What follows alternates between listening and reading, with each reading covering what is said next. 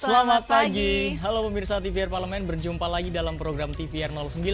Bersama saya Alfat Rizky dan juga rekan saya. Dan saya Elisa Purba. Pemirsa, dalam 30 menit ke depan kami akan menyajikan kepada Anda sejumlah berita nasional.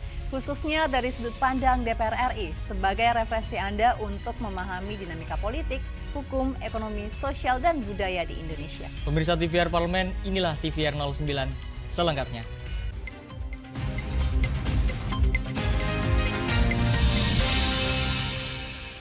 Pemirsa, berita pertama mengenai Komisi 7 DPR RI yang meminta Kementerian Energi dan Sumber Daya Mineral untuk menunjukkan sikap terhadap kekeliruan regulasi ekspor pasir laut yang diatur oleh Kementerian Perikanan dan Kelautan. Regulasi ekspor pasir laut diharapkan dapat ditinjau ulang agar tidak mengganggu proses operasional.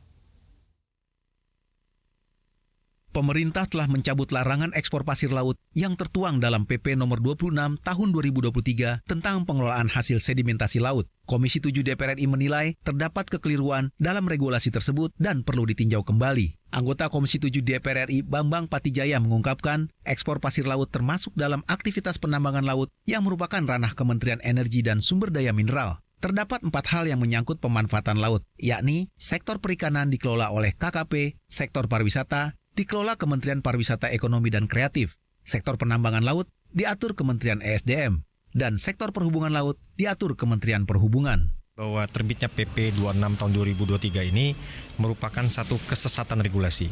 Ketika antara lain mengetahui lead daripada PP nomor 26 ini adalah KKP. Karena yang diurus ini kan namanya pengangkutan sedimentasi laut. Saya melihat bahwa di dalam salah satu pasal, misalkan pasal 9 ya, di dalam undang-undang di dalam PP tersebut dikatakan bahwa pemanfaatan daripada sedimentasi itu untuk pengurukan, untuk konstruksi, kemudian untuk kegiatan-kegiatan lain antara lain ekspor. Dan ini sudah pasti adalah pasir laut. Pasir laut sekali lagi saya katakan ini adalah mineral, dan ketika dia dirusakan ini semestinya merupakan rezim IUP, izin usaha pertambangan. Nah, bukan oleh KKP. Lebih lanjut, Bambang berharap agar Kementerian ESDM dapat menunjukkan sikap terhadap kekeliruan regulasi ekspor pasir laut yang saat ini diatur oleh Kementerian Perikanan dan Kelautan. Untuk itu perlu dilakukan evaluasi sehingga tidak mengganggu proses operasional. Rifki dan Dodi, TVR Parlemen melaporkan. Pemirsa, dalam rangka meminimalisir dampak fenomena El Nino yang diperkirakan akan terjadi pada bulan Juni hingga Oktober mendatang, Komisi 5 DPR RI meminta pemerintah bersama Badan Meteorologi, Klimatologi, dan Geofisika melakukan mitigasi bencana dan modifikasi cuaca. Memasuki bulan Juni tahun 2023, indeks El Nino di Indonesia mulai mengalami peningkatan. Komisi 5 DPR RI meminta pemerintah aktif berkoordinasi dengan BMKG untuk meminimalisir dampak kekeringan fenomena El Nino di Indonesia. Anggota Komisi 5 DPR RI, Sigit Susiantomo menegaskan, pemerintah bersama BMKG perlu melakukan mitigasi bencana dan modifikasi cuaca untuk mengantisipasi dampak kekeringan yang diakibatkan oleh fenomena El Nino. Jumlah debit hujan terlihat mulai berkurang dari debit rata-rata per tahun sejak awal bulan Juni 2023. BMKG memperkirakan fenomena El Nino akan terjadi pada bulan Juni hingga Oktober mendatang. Ini harus diantisipasi, oleh karena itu saya menyarankan kepada pemerintah untuk melakukan mitigasi ya El Nino ini dengan cara melakukan modifikasi iklim.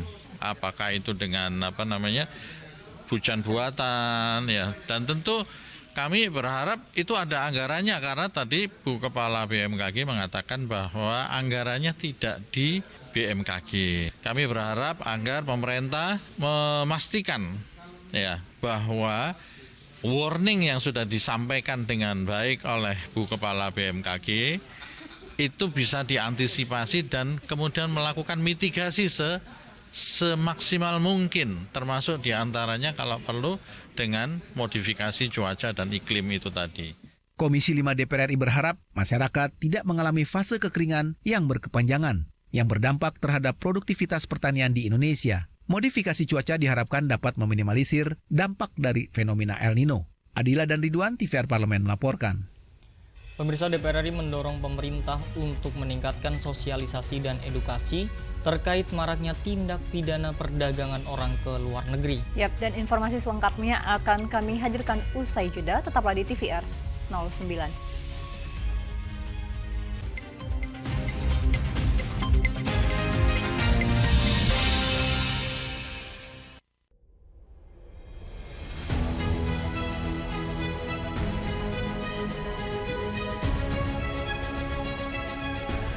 Pemirsa TVR Parlemen, inilah TVR 09 edisi Rabu 20. Optimis, Indonesia mampu mengatasi ancaman tersebut.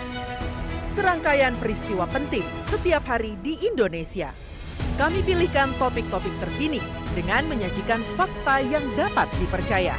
Kami hadirkan di layar kaca Anda.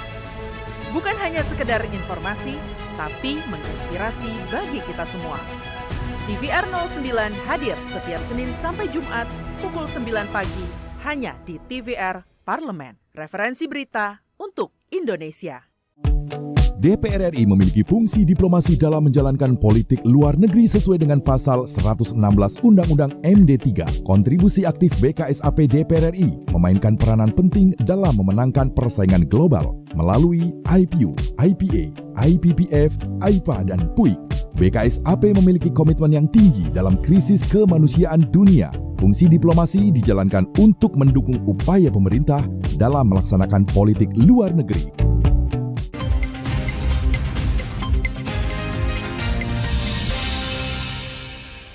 Anda kembali menyaksikan TVR 09. Pemirsa, dalam rangka mencegah jatuhnya kembali korban tindak pidana perdagangan orang, Komisi 3 DPR RI meminta keseriusan pemerintah dengan memberikan sosialisasi dan pengetahuan kepada masyarakat terkait modus operasi dan cara pelaporan penyalur tenaga kerja yang terindikasi melakukan TPPO.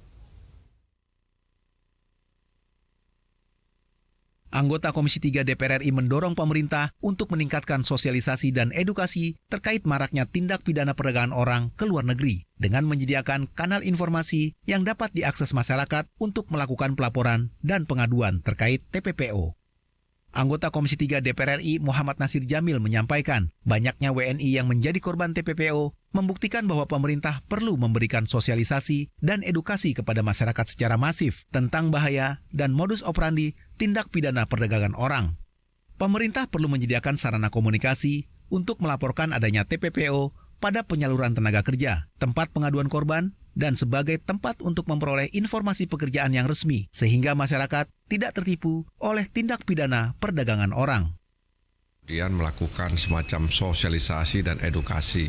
Tapi yang paling penting adalah sarana komunikasi, saluran komunikasi bagi masyarakat ketika dia melihat ada sesuatu yang aneh atau informasi-informasi terkait dengan ketenaga kerjaan sehingga dia tidak mudah ditipu.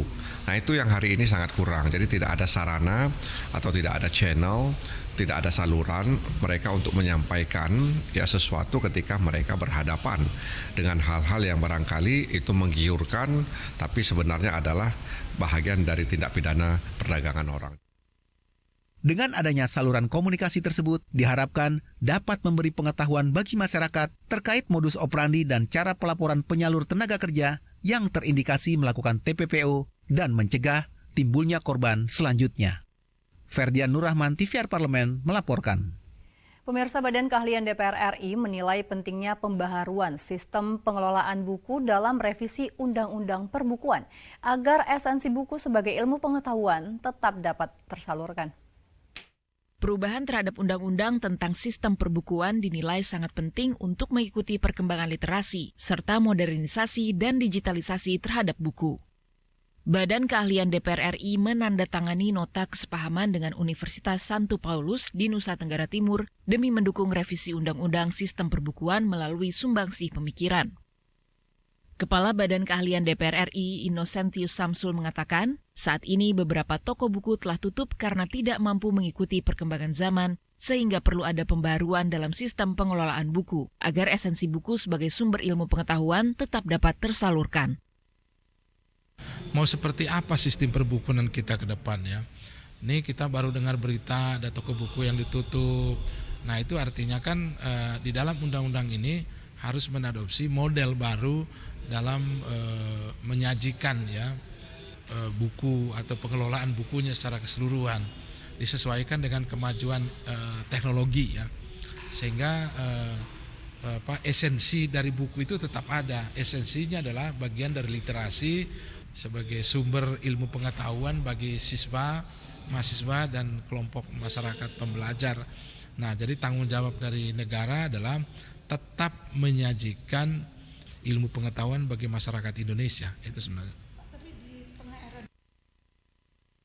Innocentius menambahkan, selama ini Badan Keahlian DPR RI turut serta memberikan data dan informasi yang bermutu untuk memenuhi kebutuhan DPR RI dan publik melalui penerbitan buku dari hasil riset yang dilakukan. Dari Nusa Tenggara Timur, Dwi Utomo, TVR Parlemen, melaporkan. Pemirsa, Komisi 4 DPR RI meminta pemerintah mengantisipasi terjadinya El Nino sedini mungkin agar tidak memberikan dampak terhadap produksi pertanian dalam negeri. Untuk mengantisipasi dampak fenomena El Nino, pemerintah harus memastikan cadangan pangan tetap terjaga dan mendorong adanya inovasi pertanian yang bisa bertahan di berbagai iklim. Anggota Komisi 4 DPR RI, Ravindra Erlangga, mendorong pemerintah untuk meningkatkan cadangan pangan, khususnya komoditas strategis nasional. Ia juga mendorong dibangunnya sistem pertanian yang adaptif untuk mengantisipasi fenomena El Nino. Ravindra menilai El Nino perlu mendapatkan perhatian serius dari pemerintah, karena bisa berdampak pada kenaikan harga komoditas pertanian dalam negeri. Untuk para petani, kami menginginkan adanya dorongan untuk praktek-praktek pertanian adaptif, misalnya menggunakan tanaman penaung untuk mengurangi evaporasi di cuaca yang lebih panas. Antisipasi perubahan jadwal tanam, karena tentu perubahan cuaca membuat jadwal tanam ini tidak bisa seperti biasanya. Kemudian antisipasi kekeringan dengan memonitor terus kelembapan tanah. Mungkin perlunya ada praktek-praktek yang adaptif terhadap perubahan iklim selama El Nino ini berlangsung. Anggota Komisi 4 DPR RI Sulaiman Hamzah mendorong pemerintah untuk mengantisipasi terjadinya El Nino sedini mungkin karena bisa berdampak pada produksi pertanian dalam negeri. Itu bisa dibayangkan sekarang saja produksi kita itu menurun sangat jauh. Kalau nanti itu betul-betul terjadi, saya kira ini akan sangat membahayakan. Karena itu maka dari Kementerian Pertanian khususnya, mudah-mudahan ini bisa diantisipasi dari jauh-jauh hari sebelumnya. Ya, Pak Haji, makasih banyak, Pak. Helmi Darmawan, TVR Parlemen, melaporkan. Pemirsa, berdasarkan laporan Badan Perlindungan Pekerja Migran Indonesia atau BP2MI, dalam 1 tahun, jenazah yang pulang karena tindak pidana perdagangan orang mencapai lebih dari 1.900 orang. Oleh karena itu, DPR RI meminta pemerintah untuk serius dalam menangani permasalahan tindak pidana perdagangan orang ini. Dan informasinya tentunya akan kami hadirkan sesaat lagi. Tetaplah di TVR 09.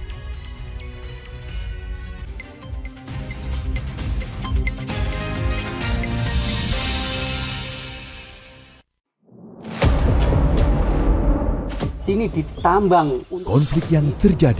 Sini tidak mengizinkan. Masalah yang tersisihkan menjadi kesenjangan sosial. Ya namanya rakyat kecil gak bisa apa-apa, mau komplain juga gak didengar. Sebab apa? Itu menyangkut isi perut kami semua. Bagaimana memutus keterbatasan untuk didengar? Jadi kalau misalnya masyarakat sudah merasa tidak lagi ada yang memperjuangkan aspirasinya, maka masyarakat memang sangat berhak untuk meminta dewan yang mewakili mereka di parlemen. Kami menyusuri batas-batas peristiwa, mengurai berbagai polemik yang terjadi, meluruhkan suara-suara marginal, menjadi nyata dalam setiap aspirasi, melaksanakan tugasnya sebagai wakil rakyat. Saksikan Aksi Dewan setiap hari Senin dan Rabu pukul 10.30 waktu Indonesia Barat, hanya di TVR Parlemen. DPR RI memiliki fungsi diplomasi dalam menjalankan politik luar negeri sesuai dengan pasal 116 Undang-Undang MD3. Kontribusi aktif BKSAP DPR RI memainkan peranan penting dalam memenangkan persaingan global melalui IPU, IPA, IPPF, IPA, dan PUIK. BKSAP memiliki komitmen yang tinggi dalam krisis kemanusiaan dunia. Fungsi diplomasi dijalankan untuk mendukung upaya pemerintah dalam melaksanakan politik luar negeri.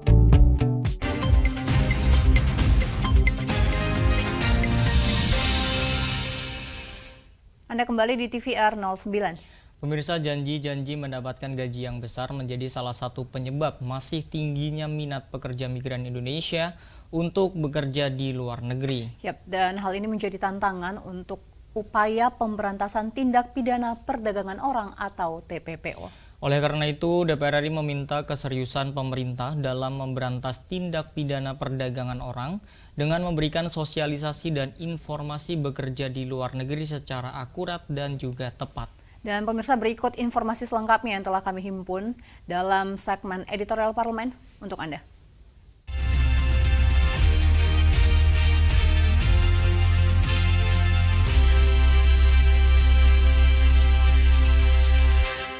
Saya tegaskan bahwa kejahatan perdagangan manusia harus diberantas tuntas dari hulunya sampai ke hilir. Saya ulangi, harus diberantas tuntas. Tawaran bekerja di luar negeri dengan iming-iming gaji besar menjadi salah satu modus operasi mafia tindak pidana perdagangan orang. Untuk memberantas kejahatan TPPO, DPR RI meminta Kementerian Luar Negeri bersinergi dengan kementerian terkait dan aparat penegak hukum untuk mengurai benang kusut masalah perdagangan orang di Indonesia yang sangat meresahkan. Kemenlu perlu melakukan sinergi dengan kementerian dan lembaga lain memerangi mafia atau sindikat penyalur pekerja migran ilegal asal Indonesia untuk memutus mata rantai perdagangan orang yang sudah sekian lama terjadi. Kemenlu diharapkan mampu mengidentifikasi warga negara Indonesia yang bekerja di luar negeri dengan memperkuat basis data setiap warga negara yang akan berangkat ke luar negeri. Hal ini diperlukan untuk meminimalisir jumlah korban agar tidak terjerat dalam lingkaran mafia perdagangan orang. Nah, ini tentu saja kejelian dari Kemlu, kemudian imigrasi juga dalam mengeluarkan paspor dan kemudian mengeluarkan izin ke luar negeri begitu ya. Ini tentu saja bisa diantisipasi dari awal gitu. Kalau memang mereka jeli, ya tentu saja dibutuhkan kejelian ya. Jadi saya kira yang namanya mafia ini tentu saja melibatkanlah banyak unsur ya. Oleh karena itu perlu sinergitas dari instansi-instansi terkait untuk menelusuri siapa-siapa saja oknum yang bermain di dalamnya begitu, sehingga mereka bisa terlibat dalam memberangkatkan orang, kemudian terjadi tindak pidana perdagangan orang begitu ya, TPPO ini maaf. Jadi ya kalau misalnya satu orang 2 kali jatuh dalam lubang yang sama, artinya ini bukan lagi accident, tapi ini betul-betul disengaja menurut saya. Selain melakukan sinergi antar kementerian dan lembaga terkait, DPR juga mendukung restrukturisasi Satuan Tugas Pemberantasan dan Pencegahan Tindak Pidana Perdagangan Orang atau TPPO yang digawangi Kapolri Jenderal Polisi Listio Sigit Prabowo. Satgas TPPO yang dibentuk diharapkan bisa menjalankan tugasnya dengan maksimal. Bukan hanya dalam menjalankan tugas penyelamatan korban perdagangan orang, tetapi juga mendeteksi dan mencegah sejak dini potensi TPPO.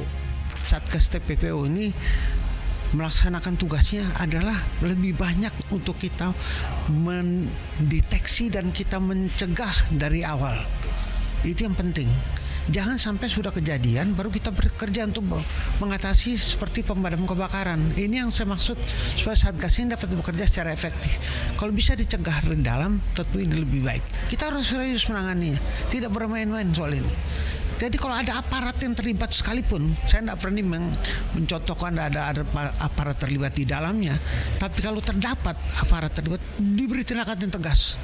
Bukannya sekedar pemecatan, kalau perlu sampai tindakan pidana.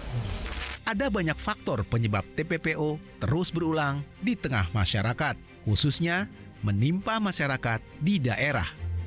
Faktor ekonomi dan akses pendidikan yang terbatas menjadi pemicu mudahnya TPPO dilakukan oleh oknum yang memanfaatkan keadaan. Untuk itu, pihak kepolisian harus aktif turun langsung ke masyarakat melakukan kegiatan pencegahan. Salah satunya dengan memberikan edukasi dan pemahaman kepada orang tua, mengingat banyak anak di bawah umur yang saat ini menjadi korban perdagangan orang. Soal TPPO atau human trafficking kan, apalagi kalau korbannya adalah anak-anak di bawah umur, itu tidak hanya dilakukan di hilir ya, hulu hilir, tapi hulunya juga dengan memberikan advokasi terhadap orang tua untuk tidak terjebak dengan rayuan-rayuan para oknum-oknum yang menjadi oknum TPPO tersebut. Jalan terjal mengurai kasus tindak pidana perdagangan orang tak boleh menyurutkan upaya pemerintah dalam memerangi mafia TPPO hingga ke akar-akarnya. Presiden Joko Widodo beserta jajarannya diminta segera mengambil langkah cepat mencegah serta memberantas tindak pidana perdagangan orang yang kian hari kian meresahkan. Respon cepat perlu diambil dengan melakukan restrukturisasi Satgas Tim Kejahatan tersebut. Keseriusan pemerintah sangat menentukan nasib setiap warga negara dari ancaman jeratan tindak pidana perdagangan orang.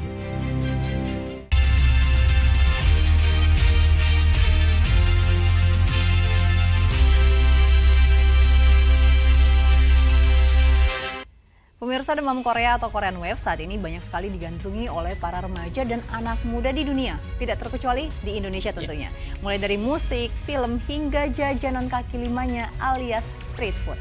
Setuju sih Elisa, karena memang selain tampilannya yang sangat menarik dan rasanya yang enak, rupanya harga yang terjangkau juga menjadi alasan mengapa Korean street food ini digandrungi oleh banyak orang. Nah, tentunya sesaat lagi kita akan ajak pemirsa untuk berburu Korean street food nih di kawasan Myeongdong. Informasinya sesaat lagi pemirsa, tetaplah bersama kami di TVR 09.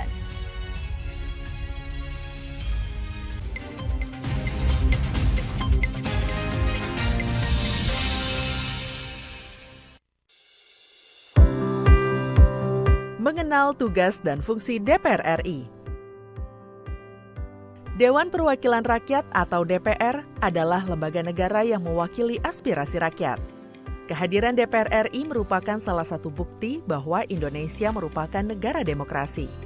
Sebagai salah satu lembaga perwakilan rakyat, apa saja tugas dan fungsi yang diemban DPR RI?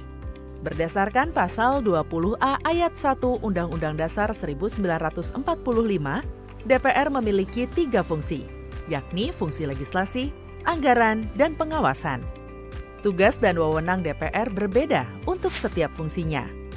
Yang pertama, fungsi legislasi.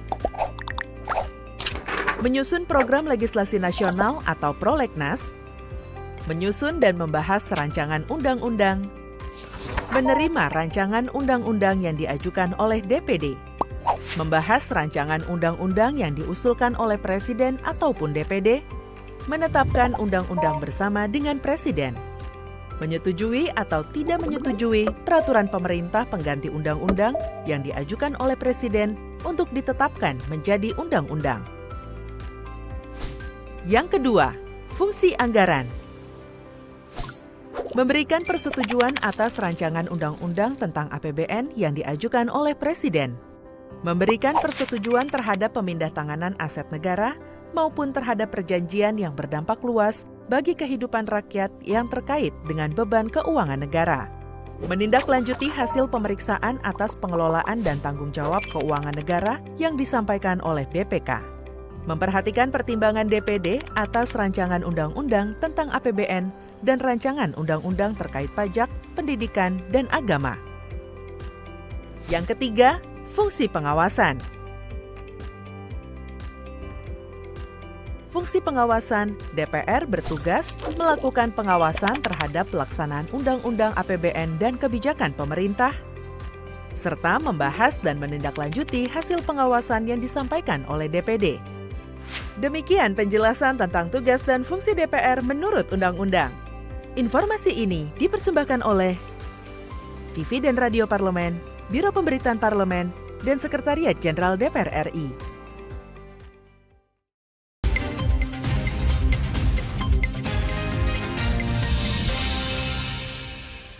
Anda kembali menyaksikan TVR 09. Pemirsa, kota Seoul di Korea Selatan memang gudangnya makanan enak.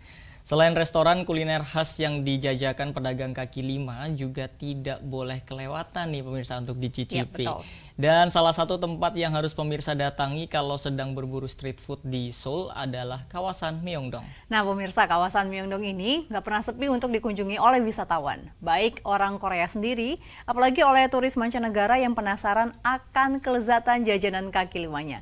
Tentunya kita penasaran ada jajanan apa aja sih di kawasan Myeongdong ini.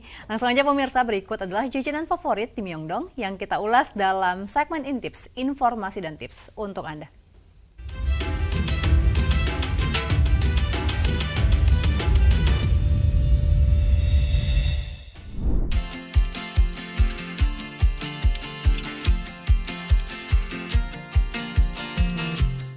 Jalan-jalan ke luar negeri memang sering dijadikan pilihan saat pemirsa ingin liburan dengan suasana dan kultur yang berbeda dari Indonesia.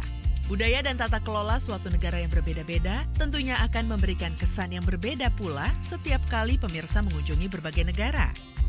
Tak terkecuali negara yang satu ini, Korea Selatan. Siapa sih yang tak kenal dengan negara ini? Negara yang dijuluki sebagai negara ginseng ini menawarkan berbagai keindahan, mulai dari destinasi wisata, tata kota, fashion, hingga hiburannya. Korea Selatan menjadi salah satu top list wisata luar negeri yang banyak diidamkan orang. Dan jika pemirsa berlibur ke Korea Selatan, rasanya tidak lengkap kalau tidak mencoba aneka street food-nya. Dan dari sekian banyaknya daerah wisata di Korea, Myeongdong merupakan salah satu daerah di Korea Selatan yang menyediakan beragam wisata kuliner. Di sini, pemirsa bisa menemukan beragam jajanan khas Korea secara lengkap. Harga setiap jajanannya juga cukup murah. Pokoknya, kalau pemirsa jalan-jalan ke Korea Selatan, rasanya wajib mencicipi aneka Korean street food yang ada di Myeongdong. Ada jajanan apa aja sih di sana? Yuk kita bahas satu persatu. Yang pertama tentu saja tteokbokki. Tteokbokki menjadi salah satu jajanan Korea Selatan yang banyak diburu wisatawan saat berlibur ke sana.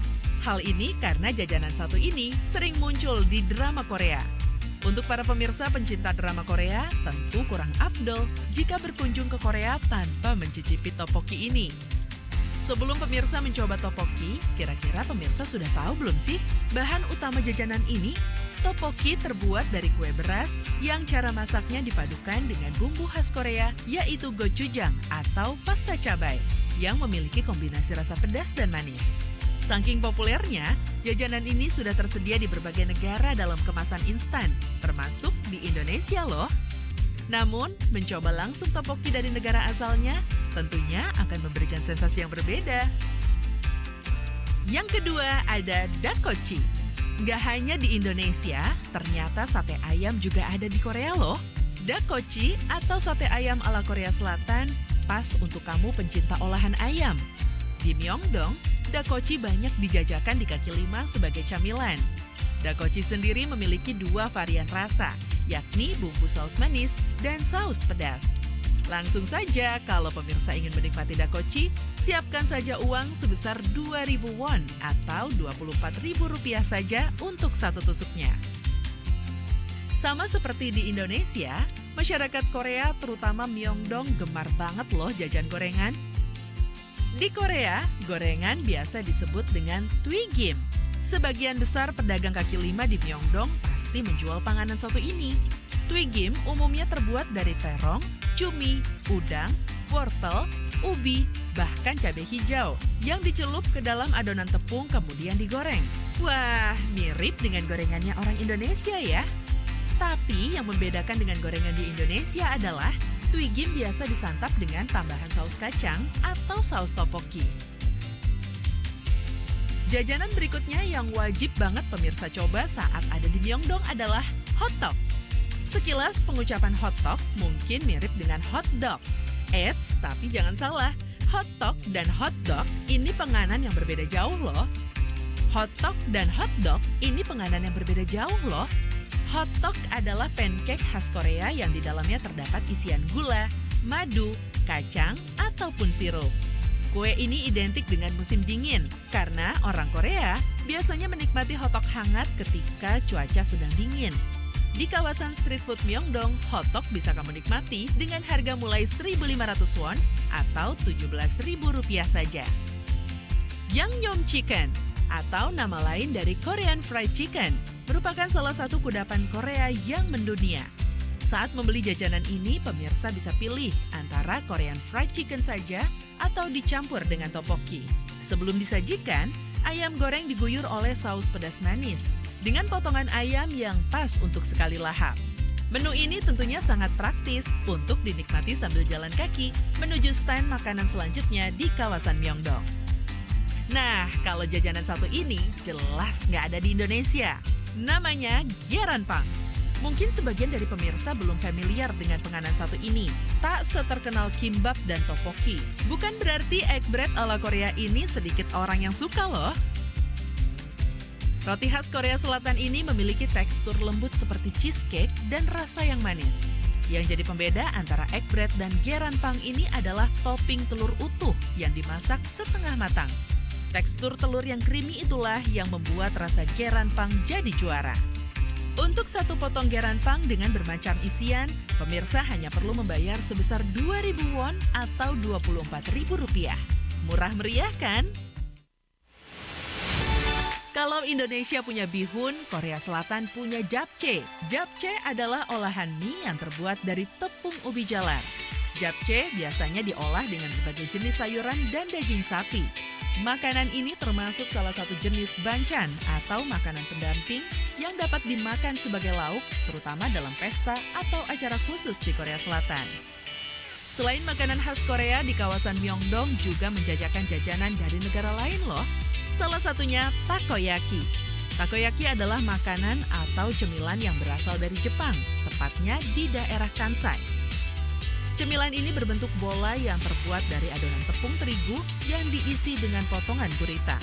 Takoyaki ini biasa dijual dengan isian 5-10 buah, tergantung ukuran yang disediakan. Penyajiannya pun menarik. Biasanya ditaruh di wadah kotak kemudian ditaburi nori dan katsuboshi atau olahan ikan cakalang yang diasap dan diserut tipis-tipis.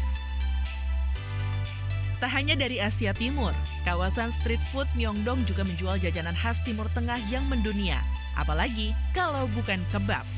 Kebab adalah makanan khas yang berasal dari Timur Tengah, khususnya dari daerah Persia, yang mana dalam sajiannya menggunakan kulit tortilla atau roti pita yang diisi dengan daging cincang.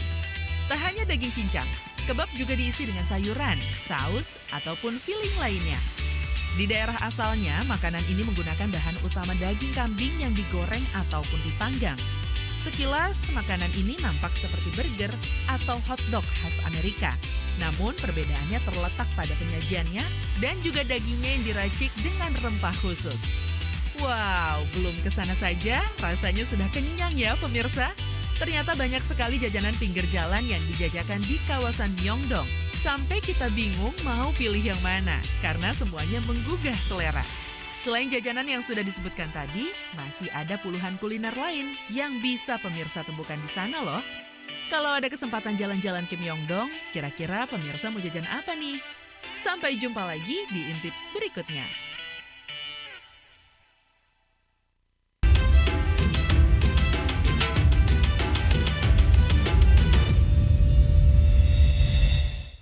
Baik pemirsa TVR Parlemen, selanjutnya kami informasikan kepada Anda sejumlah agenda DPR RI pada hari ini, Rabu 14 Juni 2023. Ya pemirsa, pada pukul 10 waktu Indonesia Barat akan ada Komisi 3 DPR RI yang menggelar rapat dengar pendapat dengan Jaksa Agung Muda bidang tindak pidana umum Kejaksaan Agung Republik Indonesia. Dan pemirsa, ada juga pada siang harinya pada pukul 14 waktu Indonesia Barat. Komisi 6 mengadakan rapat dengar pendapat dengan PT Reasuransi Indonesia Utama, PT RIU, PT Raja Wali Nusantara Indonesia, dan PT RNI. Juga tentunya masih ada sejumlah agenda serta program DPR RI lainnya yang masih dapat Anda saksikan secara langsung di TVR Parlemen. Melalui kanal utama, kanal komisi, dan juga kanal alat kelengkapan dewan lainnya yang tentunya dapat Anda akses di tvr.dpr.go.id. Dan pemirsa TVR Parlemen, segmen tadi sekaligus menutup perjumpaan kita pada pagi hari ini. Dan kami segenap kru TVR Parlemen yang bertugas tentunya mengucapkan terima kasih telah menyaksikan TVR 9 pagi ini. Ada saya Elisa Purba bersama rekan saya Selvat Rizky. Sampai berjumpa kembali pemirsa di TVR 09 esok pagi. TVR Parlemen, Referensi Indonesia.